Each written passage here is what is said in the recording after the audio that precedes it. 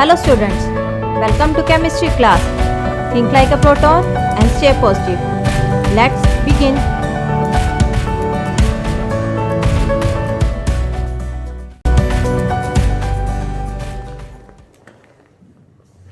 Now next topic is Bohr model of an atom. Bohr model of atom was proposed by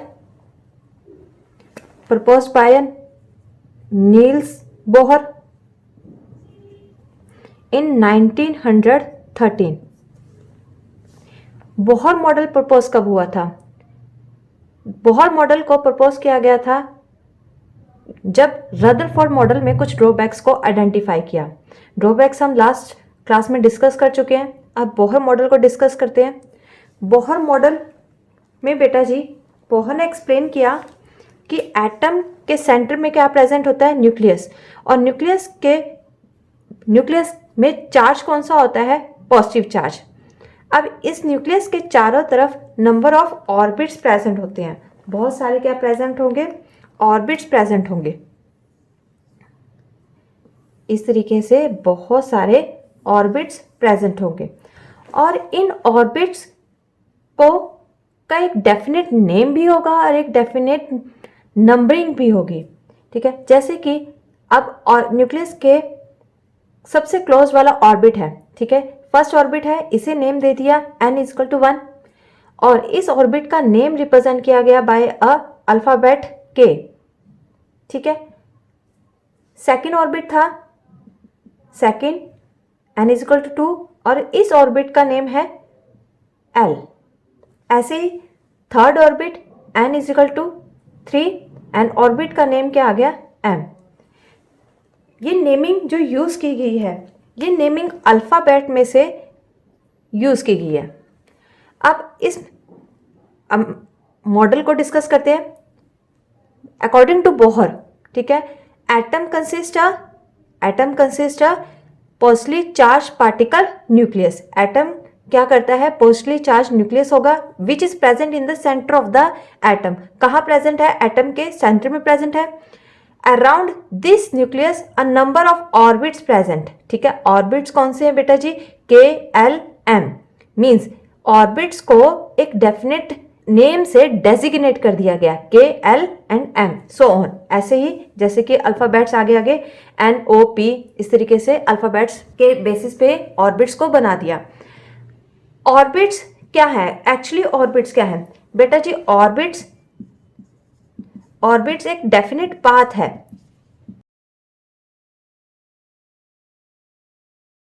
जिसमें electrons क्या करते हैं? Electrons revolve करेंगे continuously. Electrons इसमें revolve करेंगे around the nucleus. अब ये जो ऑर्बिट्स हैं, ऑर्बिट्स के अंदर क्या प्रेजेंट है? हर ऑर्बिट में क्या प्रेजेंट होगा? नेगेटिवली चार्ज पार्टिकल, जिसे हम बोलते हैं इलेक्ट्रॉन्स. इस तरीके से हर ऑर्बिट में बहुत सारे इलेक्ट्रॉन्स प्रेजेंट होंगे. अब जो ऑर्बिट न्यूक्लियस के सबसे क्लोज है, उस ऑर्बिट का साइज आप देख सकते हो बेटा जी. उस ऑर्बिट का साइज सबसे छोटा है. अब ऑर्बिट का साइज छोटा है तो इस ऑर्बिट की एनर्जी भी क्या होगी? सबसे कम होगी. सब ऑर्बिट्स की अपनी एक डेफिनेट एनर्जी होगी. यहां पे एक पॉइंट ऐड कर सकते हो. ईच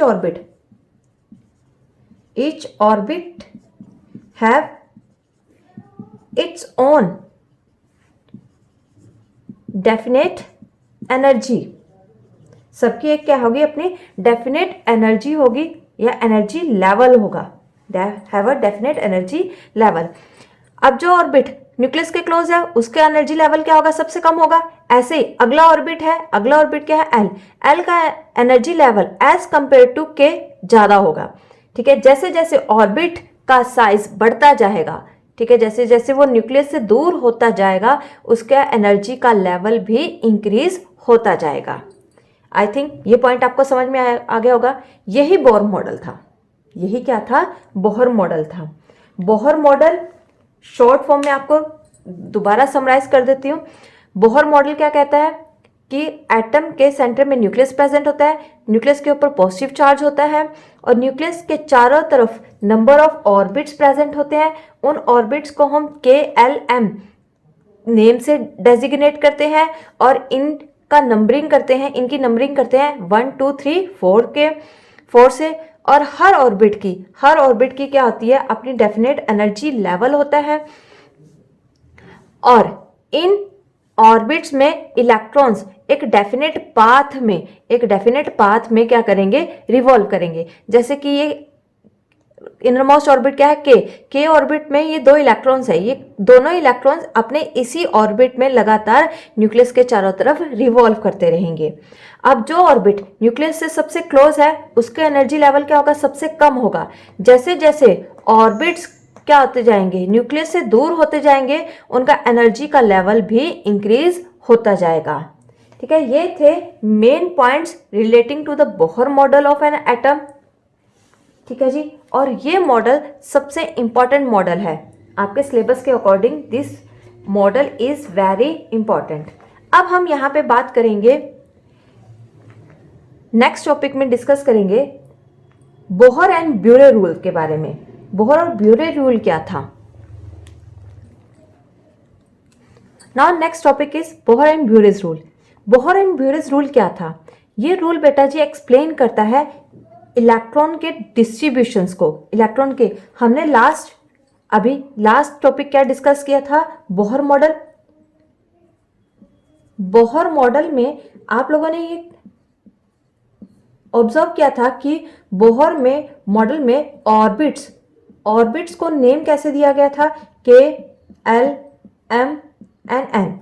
ठीक है, इनर मोस्ट, और इनकी नंबरिंग कैसे की गई थी, नंबर कैसे किया गया था इसे 1 2 3 एंड 4।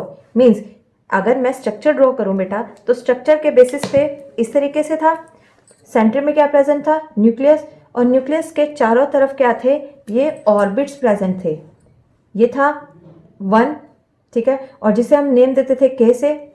उसके बाद था सेकंड 1, ठीक है, सेकंड को हम नेम दे देते थे एल से, इस तरीके से।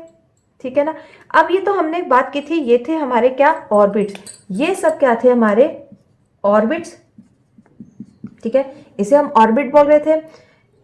ठीक है, यानी कि ये थे हमारे ऑर्बिट्स। अब इन ऑर्बिट में किस ऑर्बिट में कितने इलेक्ट्रॉन्स प्रेजेंट है वो हमें कैसे पता चलेगा, उसके लिए हम यहाँ पे ये रूल यूज करेंगे। इस रूल के अकॉर्डिंग हमें एक फॉर्मूला यूज करना है। ठीक है, क्या यूज करना है, हमें एक फॉर्मूला यूज करना है। फॉर्मूला क्या है, फॉर्मूला इज 2n स्क्वायर। ये फॉर्मूला हमें हेल्प करेगा इलेक्ट्रॉन्स के डिस्ट्रीब्यूशन में। किस में हेल्प करेगा, डिस्ट्रीब्यूशन ऑफ इलेक्ट्रॉन्स। जैसे फॉर एग्जांपल हमारे पास ऑर्बिट कौन सा है, हमारे पास ऑर्बिट है, ऑर्बिट इज के, और के का जो नंबर है, के का नंबर क्या है, के मीन्स क्या है 1, यानी कि के का मतलब क्या है n1 ऑर्बिट। अब इसी फॉर्मूले, इसको हमने इस वैल्यू को किस में अप्लाई कर देना, इस फॉर्मूले अप्लाई करेंगे। किस तरीके से, 2, ठीक है, n क्या था हमारा, ठीक है, और n का क्या करना है, हमने स्क्वायर करना है। 2 मल्टीप्लाई बाय 1, और 1 का क्या होगा हमारा स्क्वायर। ठीक है जी, कैलकुलेट करने पे हमारे पास वैल्यू क्या आएगी 2। ठीक है, इट मीन्स ये 2 क्या डिफाइन कर रहा है कि जो हमारा इनर मोस्ट ऑर्बिट है, इनर मोस्ट ऑर्बिट मीन्स जिसकी n की वैल्यू क्या है 1, और जिसका ऑर्बिट नेम है k, उसमें कितने इलेक्ट्रॉन्स आ सकते हैं 2। ठीक है, सेम। ठीक है, अगर हमारे पास क्वेश्चन में पूछ लिया गया है find the number of electrons, question क्या है आपके पास, find number of electrons in m orbit. किसके अंदर पूछा गया है, m ऑर्बिट में। अब क्वेश्चन में किस बात का ध्यान रखना है, क्वेश्चन के अकॉर्डिंग m हमारा क्या है, m इज किसके इक्वल है 3। ठीक है, के एल m क्या है, थर्ड ऑर्बिट है। अब फॉर्मूला यूज करेंगे, फॉर्मूला क्या था हमारा 2n स्क्वेयर। 2n की जगह वैल्यू क्या आ जाएगी 3 का क्या आ जाएगा, ओवरऑल इलेक्ट्रॉन्स इसमें क्या आ जाएंगे 18, ठीक है। 2 मल्टीप्लाई बाय 3 का स्क्वायर क्या हो जाएगा 9, 2 9 जा 18, और 18 ही क्या है हमारे पास टोटल नंबर ऑफ इलेक्ट्रॉन्स किसके अंदर, एम ऑर्बिट के अंदर। आई थिंक ये क्वेश्चन आपको समझ में आ गया होगा, ठीक है। इसी टाइप के इसमें से क्वेश्चन आ जाते हैं, और कई बार डायरेक्ट इसमें से क्वेश्चन भी आ जाता है। Explain the rule which is used for the distribution of electron. आपको क्या करना है, इस रूल को एक्सप्लेन करना है जिसमें क्या है इलेक्ट्रॉन के डिस्ट्रीब्यूशन के ऊपर बात की गई है। मींस आपको इस चीज़ को, इस फॉर्मूले को एक एक्सप्लेन करना है with the help of any example, किसी भी एग्जाम्पल के थ्रू आपको इसको एक्सप्लेन करना है।